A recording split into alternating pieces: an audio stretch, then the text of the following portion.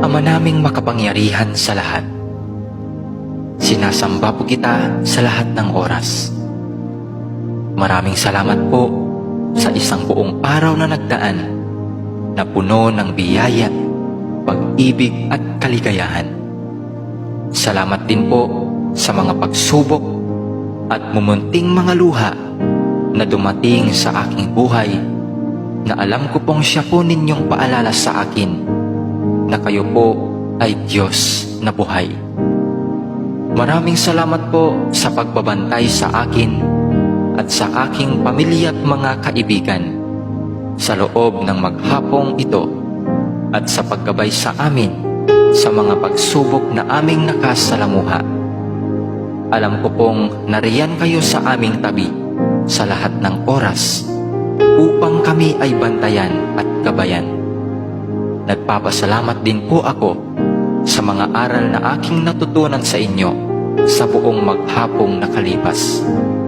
Ang lahat po ng ito ay aariin kong kayamanan at pipiliting isabuhay hanggang ako po'y may hininga. Panginoon ko't Diyos ko, patawarin naman po ninyo ako sa mga pagkakasalang nagawa ko, at sana'y mabigyan pa ninyo ako ng panahon upang makapagbagong buhay. Ako po'y nagsisisi sa aking mga pagsalangsang sa inyong mga utos.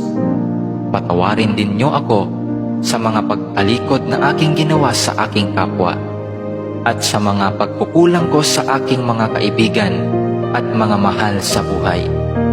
Pinatatawad ko rin po sila sa kanilang mga kasalanan sa akin. Batbat po ng dumi at kasamaan ang aking puso at isipan. Naway linisin mo po ito ngayong magdamag at baguhin, upang bukas ng umaga ay magkaroon ako ng malakas na pananampalataya at panibagong buhay. Paliwanagin mo ngayong gabi ang madilim kong isip at kalooban, upang sa kinabukasan ay maging ilaw din po ako sa aking mga kapwa na gagabay sa kanilang madilim na kalsadang tinatahak.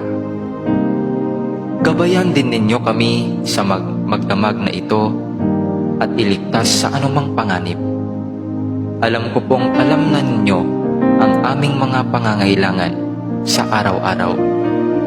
Hindi po kami humihingi ng labis sa aming mga pangangailangan.